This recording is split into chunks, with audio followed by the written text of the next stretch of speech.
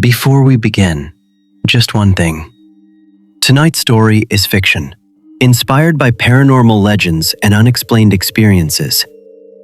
Now, turn off the lights, put on your headphones, and let your imagination do the rest.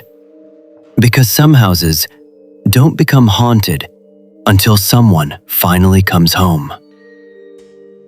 The first time Emily realized something was wrong, her son was smiling, not crying, not screaming, smiling at an empty bedroom window. She would spend years wishing he had been afraid instead. Northern Vermont, late October. The trees had already surrendered their leaves, and the mountain roads disappeared into thick gray fog long before sunset. Daniel and Emily Carter had spent nearly 4 years saving enough money to buy a quiet farmhouse outside the tiny town of Ashcombe. It wasn't luxurious. The paint was fading. The porch leaned slightly to one side. The upstairs floor creaked with every step. But after years of apartment living, it felt perfect. No traffic, no crowded streets, just forests, silence, and room for their 7-year-old son Noah to grow up. The real estate agent smiled while handing Daniel the keys. "Old houses make funny noises," he said with a laugh. Daniel laughed too. Emily noticed the agent never looked back at the house when he drove away. The first afternoon felt ordinary. Boxes filled every room. The smell of fresh coffee drifted through the kitchen. Daniel struggled to carry furniture upstairs while Emily unpacked dishes.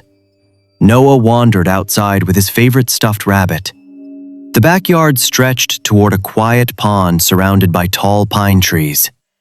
It looked peaceful. Too peaceful. A cold breeze passed through the yard. Noah suddenly stopped walking. Someone was standing near the pond.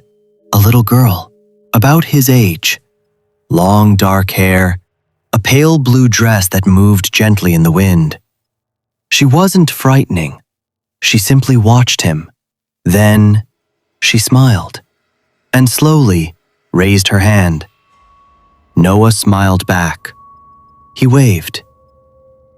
Emily stepped onto the porch. "Noah, who are you waving at?" Without taking his eyes off the pond, he answered quietly, "The girl." Emily looked across the yard. Nothing. Only tall grass moving in the wind. "What girl, sweetheart?" "The one by the water." Emily smiled. "There isn't anyone there." Noah frowned. "She was just here." Then he whispered something Emily barely heard. "She looks lonely." A strange chill ran through her arms. She called Noah inside. By the time she looked back toward the pond, the wind had stopped. Everything was still. That evening, the three of them ate dinner together. Daniel joked about finally having enough space for Noah to build the world's biggest pillow fort. Emily laughed. For a while, the strange moment outside disappeared, until Noah asked a question. "So, when is Anna coming back?" The room became quiet. Daniel looked up. "Who's Anna?" "The little girl." Emily exchanged a quick glance with her husband. "What little girl?" "The one who lives here." Daniel forced a smile. "Oh, you mean your imaginary friend?" Noah shook his head. "No, she said this used to be her room." A fork slipped from Emily's hand. It hit the floor with a sharp, metallic sound. No one spoke for several seconds. Then Daniel gently changed the subject. Children imagined things. That had to be all it was. At least, that's what he wanted to believe. That night, the farmhouse settled into silence. Outside, wind moved through the pine trees. Inside, every room felt colder than before. At exactly 2:17 a.m., Daniel opened his eyes. Not because of a nightmare, not because of thunder, because someone was walking upstairs. One slow footstep, then another. then another. Not running, not hiding, walking like they belonged there. Daniel sat upright. Emily was still asleep. He reached for the bedside lamp. Before he could switch it on, he noticed something that made every hair on his arms stand up. Noah's bedroom door was open. His bed was empty. Daniel grabbed the flashlight and started climbing the stairs. He had no idea that opening the next door would change everything he believed about that house. Daniel climbed the staircase, one slow step at a time. Every wooden board beneath his feet groaned softly, not loud enough to wake the house, just loud enough to remind him how old it was. The upstairs hallway was almost completely dark. Only a thin strip of moonlight spilled through the window at the far end. It was enough to reveal someone standing there. Noah, barefoot, completely still, facing the wall. His small shoulders rose and fell with slow, steady breaths. "Buddy?" Daniel whispered. No response. He stepped closer. "Noah," the little boy answered without turning around. "She's telling me a story." Daniel felt his stomach tighten. "Who's telling you a story?" A long silence. Then Noah smiled. "The girl." "Anna." Daniel slowly rested a hand on Noah's shoulder. The little boy finally turned around. His eyes looked normal. No fear, no panic, just an unusual calm. "The story isn't finished yet," Noah whispered. "She says I have to listen." Daniel gently picked him up. "It's late, champ. Time for bed." As Noah wrapped his arms around his father's neck, he quietly whispered into Daniel's ear. "She says, you're a good dad." Daniel froze. "And," Noah continued, "she wishes hers had been like you." The next morning, everything felt normal again. Sunlight poured through the kitchen windows. Coffee brewed, birds sang outside. Daniel almost convinced himself he had imagined the whole thing. Children had vivid imaginations, that's all. Until Emily found something strange. An old photograph. It was sitting on the living room fireplace. Neither of them had unpacked it. The frame was covered in dust.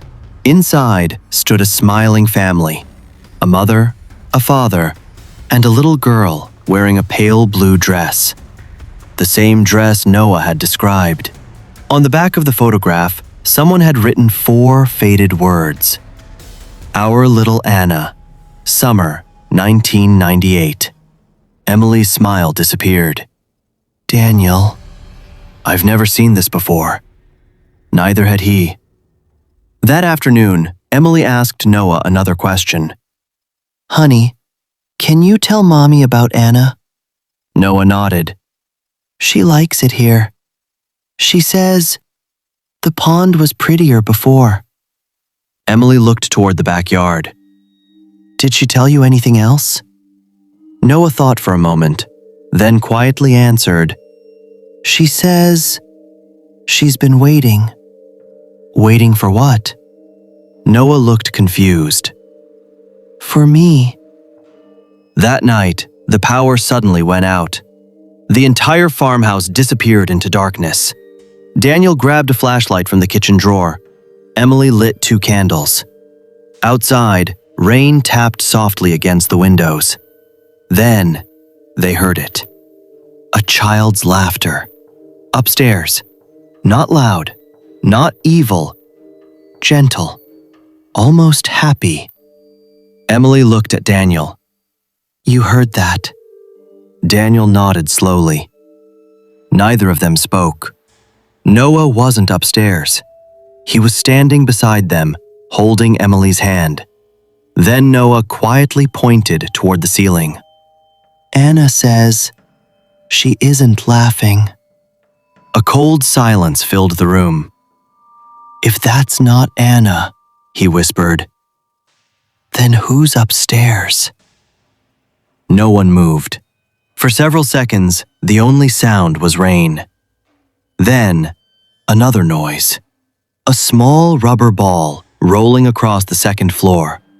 Slowly, back and forth. Back and forth. As if someone was playing alone. Daniel took the flashlight. "I'm going up." Emily grabbed his arm. "Don't!" But he already knew he couldn't ignore it anymore. The upstairs hallway was empty. Every bedroom door remained closed. The laughter had stopped. The rolling ball was gone. Daniel searched every room. Nothing. Just old furniture, dust, and silence. Then his flashlight landed on one door at the very end of the hallway. A narrow attic door. It hadn't been there before. Or, at least, he didn't remember seeing it. A rusty chain held it shut. Around the chain, someone had tied dozens of tiny blue ribbons. Each one faded with age. Each one moving, even though there wasn't any wind. Daniel slowly reached toward the chain. Before his fingers touched it, a tiny voice spoke from directly behind him. Not Noah's, not Emily's. A little girl's voice. Soft, almost pleading. "Please, don't open it." Daniel spun around. The hallway was empty. Only darkness stretching behind him. But when he turned back, one of the blue ribbons had fallen to the floor. Tied around it was a tiny silver bracelet. Inside were two engraved words. Anna Carter. Daniel's heartbeat stopped. Because their last name was Carter, but they had never lived here before. So how did someone know it? And that was the moment Daniel realized the house wasn't just haunted. It had been expecting them. Daniel didn't sleep. Not after what happened in the attic hallway. He sat in the living room until sunrise, the silver bracelet resting on the coffee table. Every few minutes, he looked upstairs, waiting, listening. But the house stayed silent. Almost too silent. The next morning, Daniel drove into Ashcombe. It was the kind of town where everyone seemed to know everyone. One grocery store, one church, one gas station, one diner that looked older than the road itself. He carried the bracelet in his jacket pocket. His first stop was the local historical society. The elderly librarian adjusted her glasses as Daniel placed the bracelet on the desk. "I'm trying to find out who Anna Carter was." The woman's smile faded. She didn't answer immediately. Instead, she quietly stood up, walked to a locked cabinet, and pulled out a thick leather folder. She hesitated, then slid it across the desk. "I hoped," she whispered, "no one would ever ask about this family again." Inside the folder were yellowed newspaper clippings, old photographs, property records, and one article dated October 14th, 1998. The headline read, "Local family vanishes without a trace." Daniel's heartbeat quickened. The article described a family of three: Michael Carter, his wife Rebecca, and their 8-year-old daughter, Anna. The police never found them. No signs of forced entry, no evidence of a crime. The farmhouse was simply abandoned. Officially, the case was never solved. Daniel looked up. But Noah said Anna lived there. The librarian nodded slowly. "So did every child who ever moved into that house." Daniel stared at her. "What do you mean, every child?" The woman took a deep breath. "You're the fourth family. The others? They never stayed very long." "What happened to them?" The librarian's fingers trembled slightly. "The children, They all described the same little girl. They called her Anna. They said she wasn't frightening. They said she was lonely. Daniel swallowed. And the parents? They always thought it was imaginary. At first. The librarian leaned closer. Her voice dropped almost to a whisper. But eventually, every family heard someone walking upstairs at exactly 2:17 in the morning. Daniel felt cold. That exact time. Again. Why didn't anyone tell us? The old woman looked away. Because nobody wanted to believe the stories. And because the house always stayed empty long enough for people to forget. Daniel left with copies of every newspaper clipping, but one page caught his attention. It wasn't a news article. It was handwritten, found years earlier inside the farmhouse walls during renovations. It contained only one sentence. She isn't keeping the children there. She's hiding them. Daniel drove home faster than he should have. Rain clouds gathered overhead. The farmhouse appeared through the fog, waiting. As he stepped inside, Emily rushed toward him. "You've been gone for hours." "I couldn't find Noah." Daniel's heart skipped. "What do you mean?" "I looked everywhere. He wasn't outside. He wasn't upstairs. He wasn't anywhere." Then they heard it. A child's laughter, coming from the backyard. Both of them ran outside. Noah stood beside the pond, smiling, talking to someone. But from where Daniel stood, his son was completely alone. "Noah!" Daniel shouted. The little boy turned. His smile slowly disappeared. Then he pointed toward the still water. "Daddy, Anna wants to show us something." The surface of the pond was perfectly calm until small ripples spread across it, as if someone invisible had just stepped into the water. Then another step, and another, moving toward the middle. No one was there, but something was walking straight across the pond. Noah whispered, "She says we're looking for the wrong person." Daniel frowned. "What does that mean?" The little boy looked frightened for the first time. His voice became barely audible. "She says she isn't the one who wants me." A freezing wind swept across the yard. The temperature dropped so suddenly, Daniel could see his own breath. Noah's eyes widened. He wasn't looking at the pond anymore. He was looking behind his father. Very slowly, Noah raised a trembling finger. "Dad?" His voice cracked. "Don't turn around." Because whoever had been walking across the pond was no longer in the water. They were standing right behind Daniel. Daniel stood frozen. Every instinct told him not to turn around. But fear has a strange way of defeating common sense. Slowly, he looked over his shoulder. Nothing. Only the old oak tree, its branches swaying gently in the cold wind. He let out a shaky breath. Then Noah spoke again. "Dad?" She moved.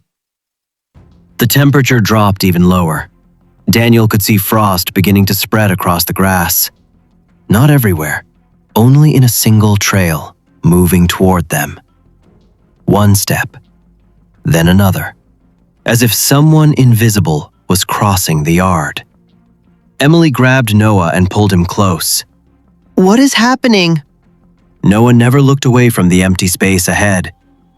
Anna says, "Don't let him hear your name." Daniel frowned. Him? Before Noah could answer, every light inside the farmhouse turned on. At once. Upstairs, downstairs, every window glowed against the gray afternoon. Then, every light went out again. The house fell silent.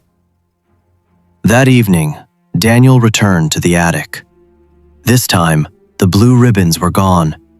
The rusty chain lay on the floor. The attic door was open. A cold draft drifted down the staircase. Emily begged him not to go, but he couldn't leave without knowing the truth. Flashlight in hand, he climbed the narrow steps. The attic was almost empty. Dust covered the floor. Broken furniture leaned against the walls. Then, his flashlight stopped on a small wooden trunk. Inside were children's drawings, a faded teddy bear, a blue ribbon, and a leather-bound journal. The first page read, "Rebecca Carter, Anna's mother." Daniel opened the journal. Most pages described ordinary family life. Birthday parties, school, picnics by the pond. Then the handwriting changed. It became rushed, uneven, fearful. Michael isn't himself anymore. Anna says she hears a man walking upstairs every night. He keeps calling her name. Michael hears him too. Daniel turned another page. The priest believes this house feeds on grief. It learns your fears. Then it wears the face of someone you trust. Another page. Anna keeps talking to a little girl. The girl says she's trapped here because something else won't let her leave. Daniel's breathing slowed. Anna hadn't created the haunting. She had become another victim of it. Suddenly, the journal slipped from his hands. The attic door slammed shut.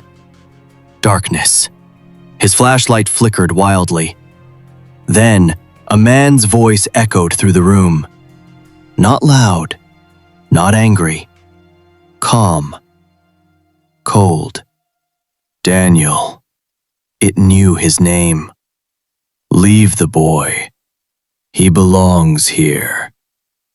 Daniel backed toward the door, but it wouldn't open.